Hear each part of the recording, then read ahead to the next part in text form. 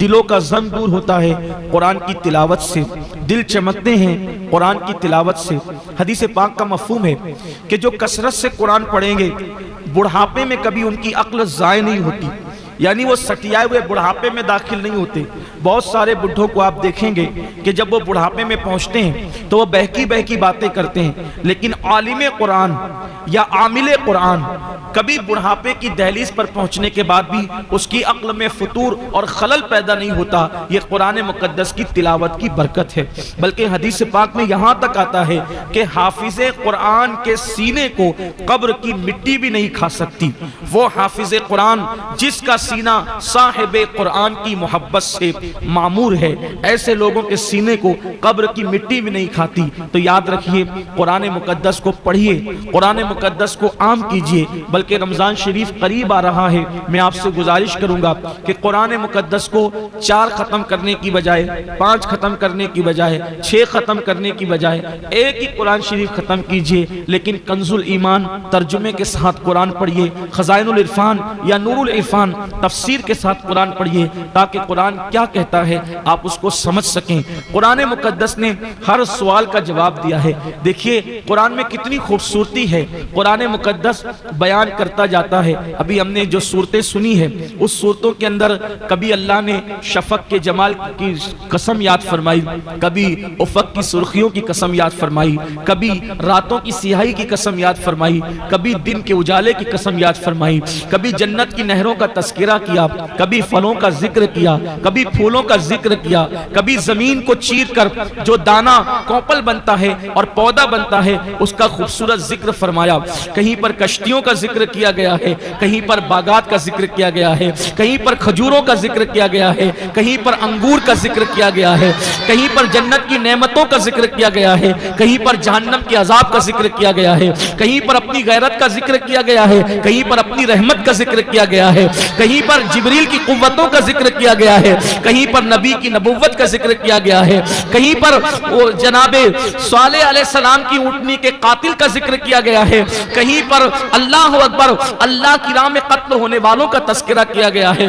ایک تسلسل ہے، قرآن جو مضامین بیان کرتا ہے اس کو اللہ اکبر ایسے مضامین ہے کہ اگر دل میں سمجھ آتی ہو تو انسان کی آنکھیں چھلک پڑتی ہیں۔ اور ایمان والوں کی پہچان ہے، جب ان کے سامنے قرآن پڑھا جاتا ہے تو ان کے ایمان میں اضافہ ہوتا چلا جاتا ہے اور ان کی آنکھوں سے اشک رواں ہوتے چلے جاتے ہیں۔ یہ بڑا عظیم اللہ کی طرف سے ہم پر انعام ہے کہ اللہ نے قرآن جیسی عظیم کتاب ہمیں عطا فرمائی۔ اس لیے ہمیں چاہیے کہ قرآن کو تھامے رکھیں۔ اور بلکہ آپ سے بھی کہتا ہوں، آپ نے بچوں سے قرآن سنا، آپ کا بھی دل چاہتا ہوگا کہ آپ کے بچے اچھا قرآن پڑھیں۔ میری گزارش ہے کہ آپ جامعہ آل رسول میں اپنے بچوں کا داخلہ کرائیں تاکہ وہ اسکول کے ساتھ ساتھ مدرسے میں آ کر اچھا قرآن پڑھنا سیکھیں۔ اور اگر آپ خود بھی اچھا قرآن پڑھنا سیکھنا چاہتے ہیں تو اپنے مرکز پر یہاں پر تعلیم بالغاہ کے حوالے سے قرآن سکھایا جاتا ہے۔ آپ سے میری گزارش ہے کہ آپ خود بھی ایک مرتبہ کم سے کم اچھا قرآن پڑھنا سیکھ لیں، اس لیے کہ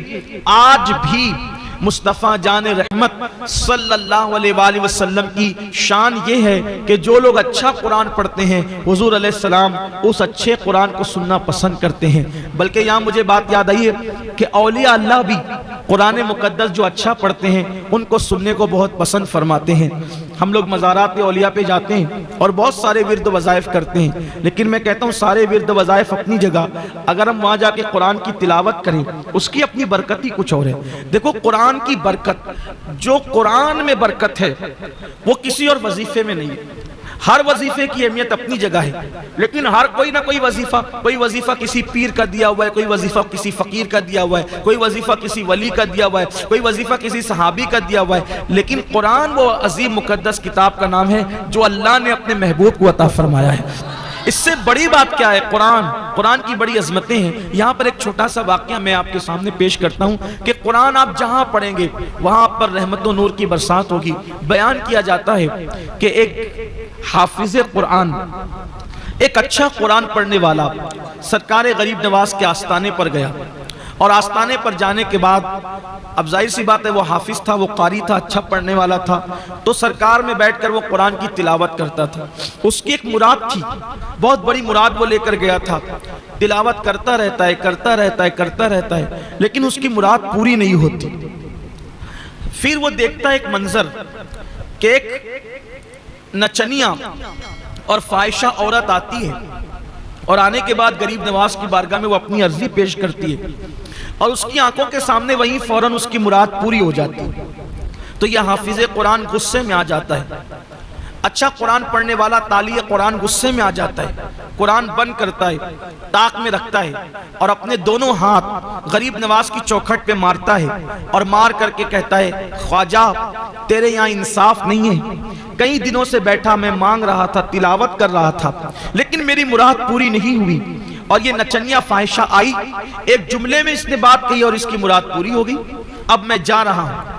جیسے ہی وہ جانے لگا تو کیا دیکھا، ایک خوبصورت بزرگ، بڑی بڑی آنکھیں، گول سا خوبصورت نورانی چہرہ، اور پورے وقار و تمکنت کے ساتھ سامنے سے چلے آ رہے ہیں، اور آنے کے بعد کہتے ہیں حافظ صاحب کہاں جا رہے ہو، جا کہاں رہے ہو؟ اس حافظ نے کہا گھر جا رہے ہیں، اور کہاں جائیں گے، اس لیے کہ اس چوکھٹ پر انصاف نہیں ہے، کئی دنوں سے بیٹھ کر مانگ رہا تھا، ملا نہیں، ایک نچنیا کو ایک بات میں دے دیا۔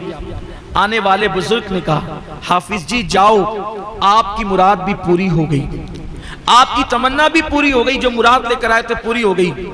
اب اتنے یقین کے ساتھ آنے والے بزرگ نے جب کہا تو حافظ جی نے کہا حضرت آپ کون ہے جو آپ کہتے ہیں کہ تیری مراد بھی پوری ہو گئی؟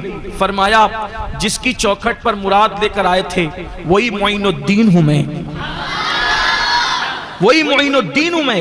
تو عرض کیا حضور اتنی تاخیر کیوں ہوئی؟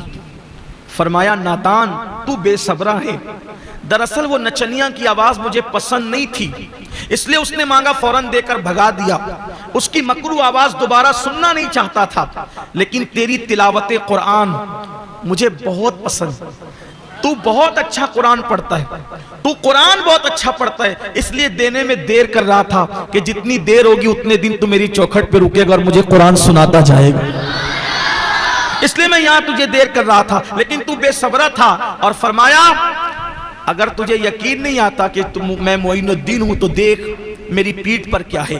پیٹھ سے کپڑا ہٹایا تو دیکھا کہ 8 انگلیوں کا نشان موجود تھا۔ عرض کی حضور یہ کیا ہے؟ فرمایا جو تو نے میری چوکھٹ پر انگلیاں ماری تو یہ انگلیاں میری چوکھٹ پر نہیں پڑی بلکہ اس کا اثر میری پیٹھ پر پڑا ہے۔ یہ ہے قرآن مقدس کی تلاوت کی برکت۔ کسی بھی ولی کی چوکھٹ پر جاؤ گے، کسی بھی بزرگ کی چوکھٹ پر جاؤ گے تو آپ وہاں پر تلاوت قرآن مقدس کرو گے تو اس کی برکتیں آپ کو نصیب ہوگی۔ جو قرآن موت کی تکلیف کو آسان کر دے، کیا وہ قرآن زندگی کی تکلیف کو آسان نہیں کر سکتا؟ اس لیے ہمیں قرآن مقدس صحیح پڑھنے کی کوشش کرنا چاہیے۔ اللہ سے دعا کرتا ہوں کہ اللہ مجھے، میری تمام نسلوں کو اور آپ سب کو اور آپ کی نسلوں کو اللہ قرآن صحیح پڑھنے کی توفیق عطا فرمائے۔ قرآن سیکھیے، اس لیے کہ علم دین سیکھنے کی کوئی عمر نہیں ہوتی۔ میرے آقا علیہ السلام نے فرمایا کہ علم حاصل کرو ماں کی گود سے لے کر من المہد الی اللحد، کہ ماں کی گود سے لے کر قبر کی گود میں جانے تک علم حاصل کرو۔ بہت سارے صحابہ ہیں جنہوں نے قرآن مقدس حضور اکرم صلی اللہ علیہ وآلہ وسلم سے ڈائریکٹ سیکھا۔ خود سیدنا فاروق اعظم رضی اللہ تعالیٰ عنہ فرماتے ہیں صرف سورۃ البقرہ میں نے 12 سال میں مصطفیٰ جان رحمت سے سیکھی۔ ہم لوگ کمپیوٹر کے لیے وقت نکال لیتے ہیں، ہم لوگ انگلش اسپیکنگ کے لیے وقت نکال لیتے ہیں، ہم لوگ اخبار پڑھنے کے لیے وقت نکال لیتے ہیں، لیکن اگر ہم وقت نہیں نکالتے تو قرآن مقدس سیکھنے کے لیے وقت نہیں نکالتے۔ ویڈیو کو لائک کر کے ہمارے چینل کو سبسکرائب ضرور کر لیں۔